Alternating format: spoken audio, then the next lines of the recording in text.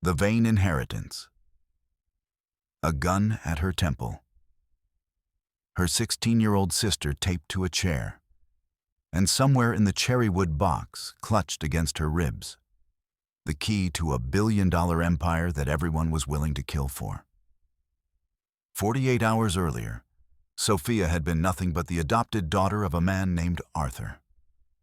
Unremarkable, invisible, safe, Saturday morning arrived like any other. The dust motes hung suspended in the attic's sharp, merciless light, 1,000 suspended particles catching the sun as it cut through the single, grimy window. Sofia's sneaker kicked a stack of yellowed newspapers. The Daily Herald, 1994.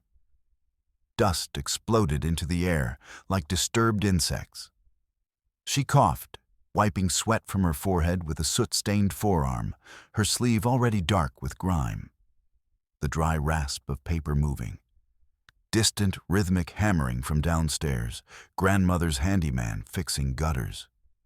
Shafts of light cut through deep shadows, illuminating nothing but more dust, more abandonment. Sofia had volunteered for this. Saturday cleaning. Grandmother needed help sorting decades of accumulated detritus before the estate sale. Her mother had other things to do, always other things. Her father was dead. Lily was at school. So Sofia climbed the narrow stairs with a crowbar and a garbage bag, ready to reduce a life to disposable categories. She dropped to her knees on the rough pine floorboards. Her fingers traced a splintered edge where one board sat slightly higher than the others. The gap was small. She wedged the flat end of the crowbar into it. Wood groaned under pressure. A sharp crack split the air. The board popped upward, exposing a dark cavity beneath. Cobwebs clung to everything down there. Sofia's hand reached into them, her knuckles brushing against velvet-smooth wood. She pulled out a faded cherrywood jewelry box with a rusted brass lock. The lock was small but ancient. Sofia slammed the butt of the crowbar against it. A spark flew. The lock shattered, pieces of brass skittering across the floor like shrapnel. She flung the lid open. Blue velvet lining. A thick stack of envelopes tied with a frayed black ribbon. The top envelope was addressed to Elena in bold, masculine cursive.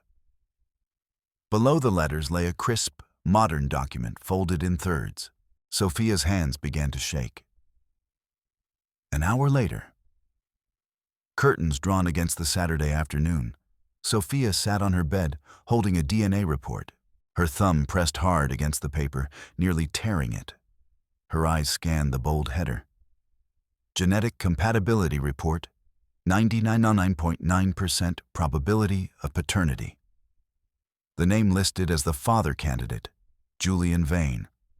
High-pitched ringing filled her ears. Absolute silence otherwise. Just the sound of her own breathing, shallow and fast. She ripped open the first letter. The ink was dark, aggressive, written in that same masculine hand. Elena, she has my eyes. You can't keep her from me. Arthur is a ghost. I am the blood. The signature, Julian. Sofia grabbed a framed photo from her nightstand, a picture of her as a toddler with a man she had always called Dad. Arthur, a kind face, a man who took her to school, a man who died in her childhood. She stared at the photo, then at her own reflection in the mirror. Her jawline, the shape of her eyes, the structure of her face that had never quite matched the soft, rounded features of her mother. She hurled the frame against the wall. Glass exploded. Not clean, not satisfying. Just broken pieces cascading across carpet and hardwood, reflecting the drawn curtains in fractured geometry. Sofia lunged for her phone on the bed.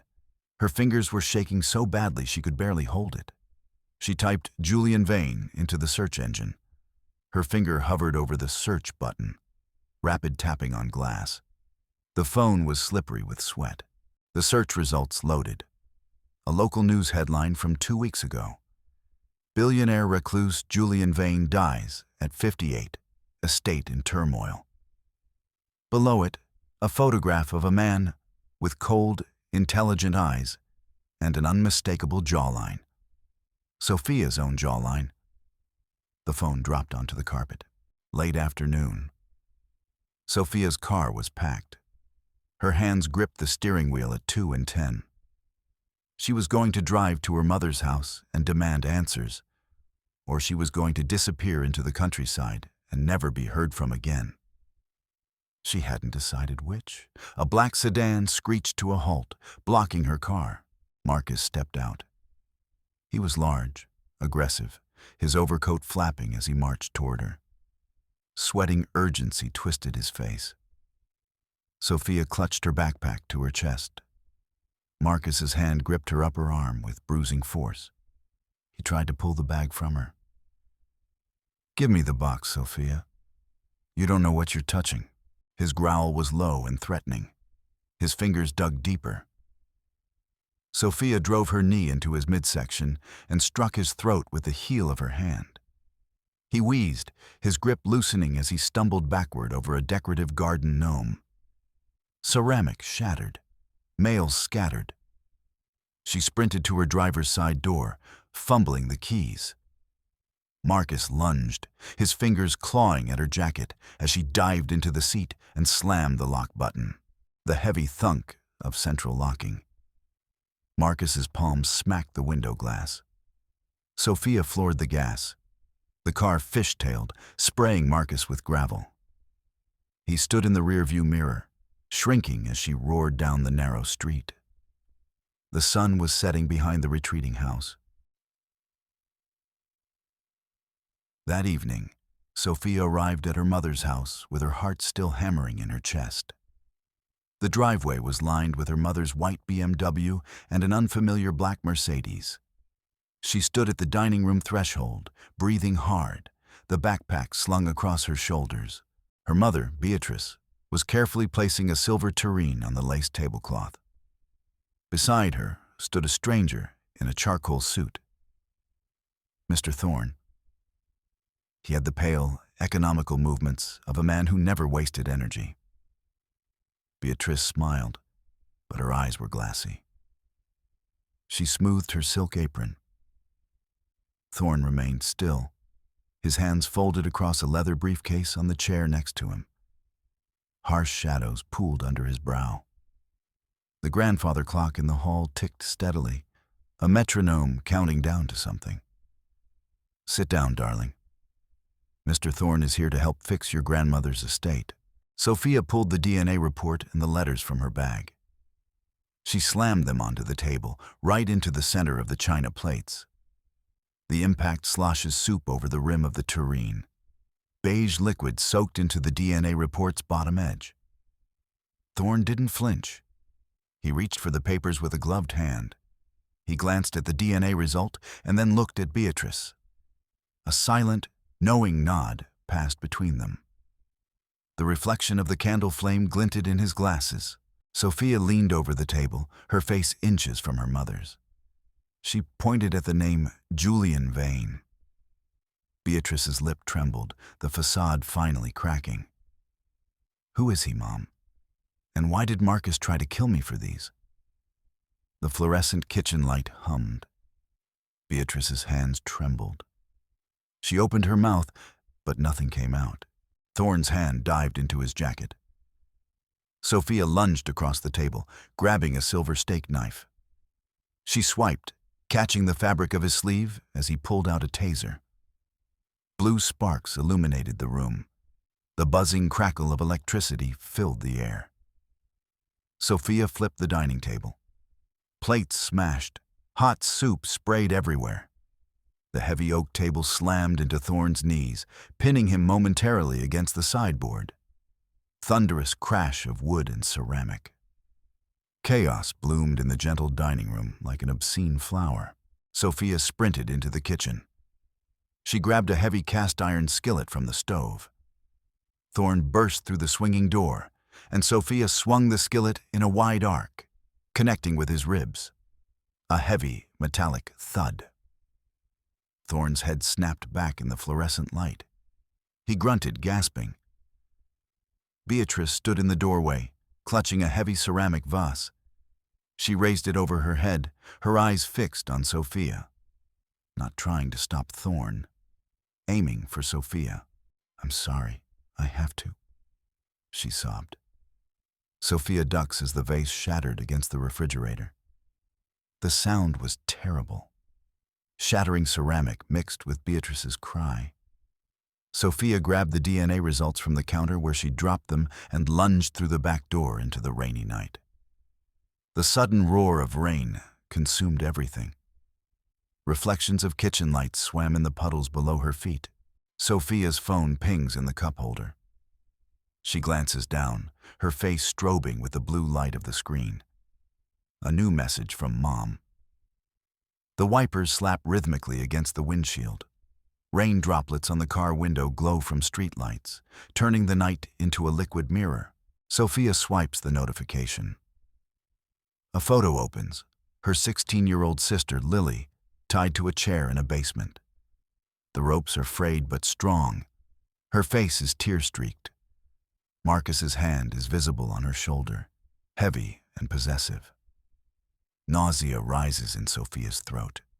Her heart hammers against her ribs. The heavy thud of Sofia's pulse fills her ears. A text follows. "The box and the papers. The old pier at midnight. Or Lily pays for your curiosity." Sofia punches the steering wheel. The dull thud echoes through the car. She screams, muffled and raw. She looks at the clock on the dash. 11:15 p.m. 45 minutes. She slams the gear shift into sport and the car lunges forward. Engine revving high, tires splashing through water. The needle on the speedometer climbs 60, 70, 80 miles per hour.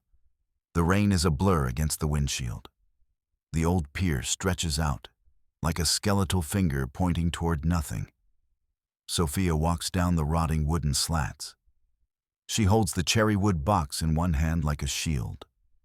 Fog curls around her ankles, thick and suffocating. The pier groans under her weight.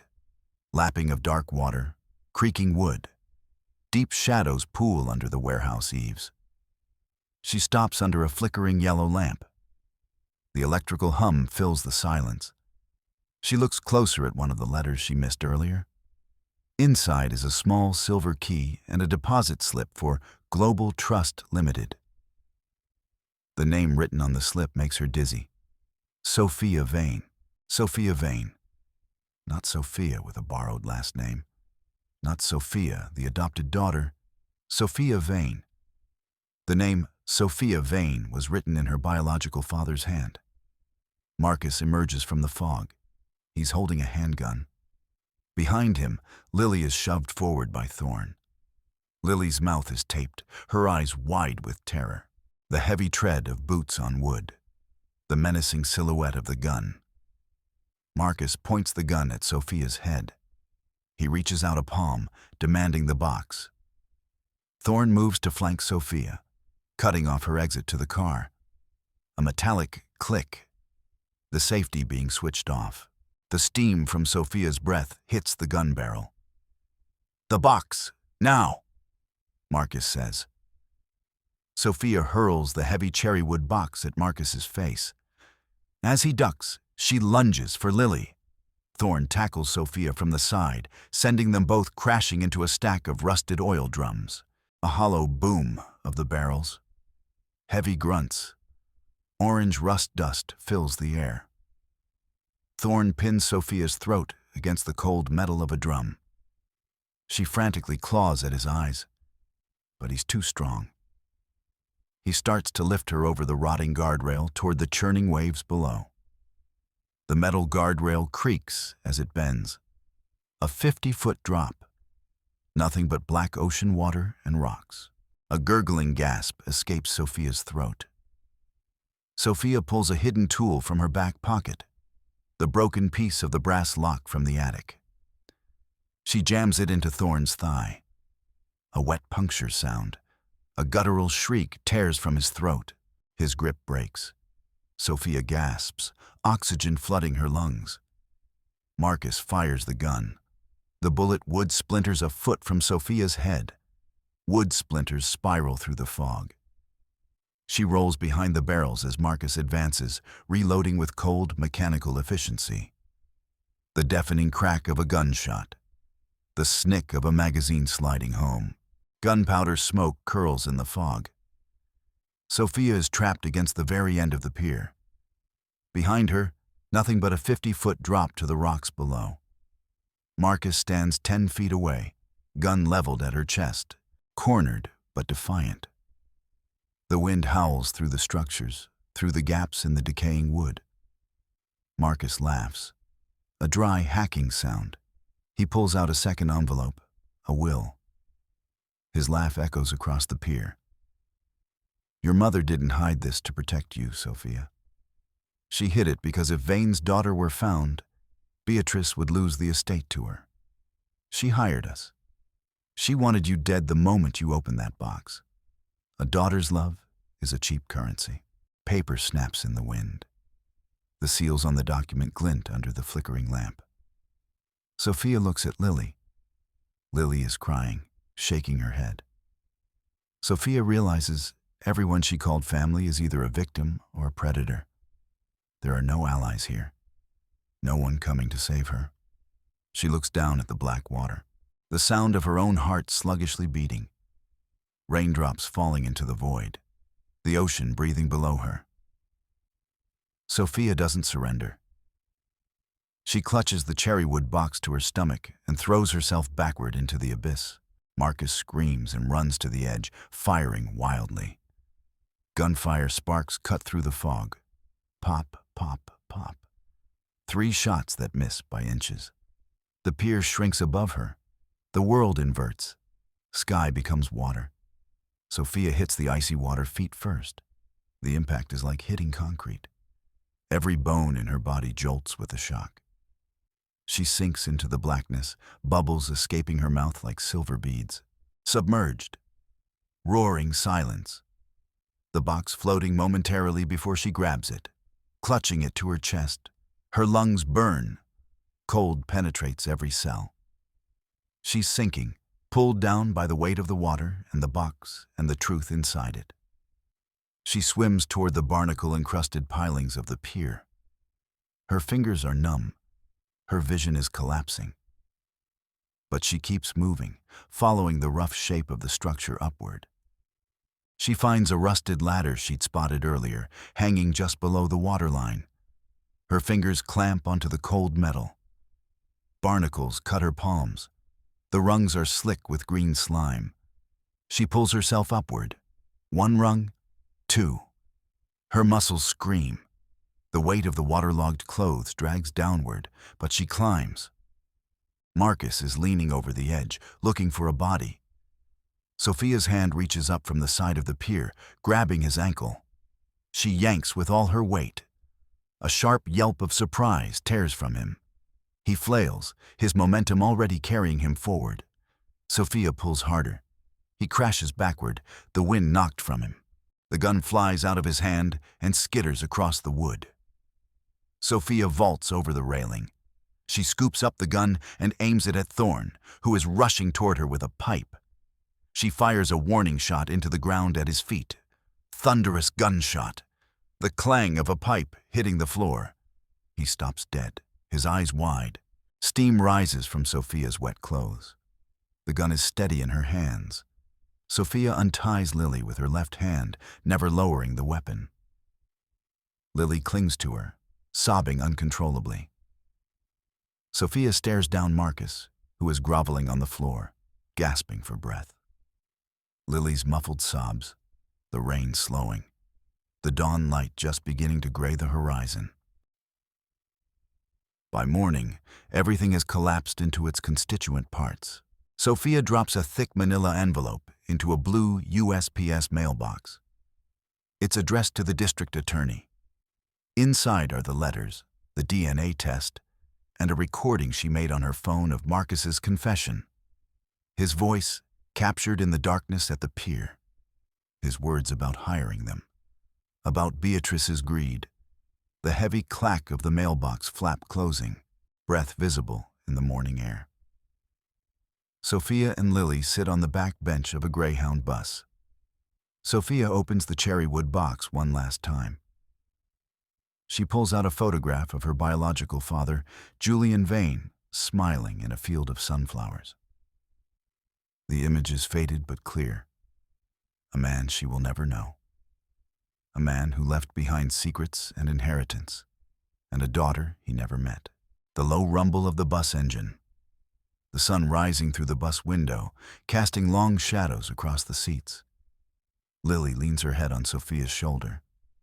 Sofia looks at her own reflection in the bus window. Not her mother's daughter, not her father's heir, but herself. A girl who walked into an attic and emerged as someone else entirely. She lets the silver key fall into the trash bag at her feet.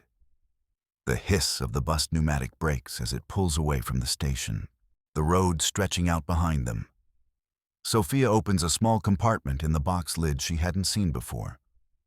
A note. Her grandmother's handwriting, shaky but legible. Elena was never your mother.